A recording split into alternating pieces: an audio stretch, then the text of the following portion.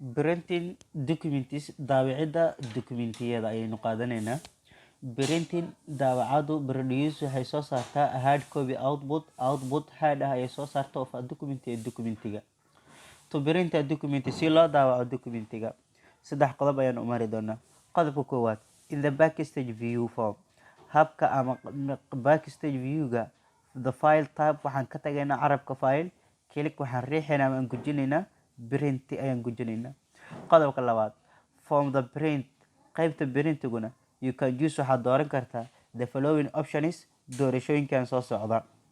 qaybta koowaad copies waa maxay set the number waa halka aad gelin lahayd nambarada of copies you want to print inta number ee aad rabto warqadaas inaad ka daawacdo ayaad gelinaysaa qaybtaas.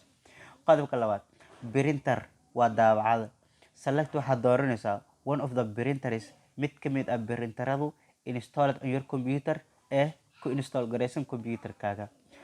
qodobka saddexaad setting waa configure waxaad hubinaysaa how and what you want to print sida iyo wax aad rabto inaad daawacdo. qodobka saddexaad ugu dambeeya click waxaad gujinaysaa ama aad riixaysaa print button bottomka print oo ah ama daawac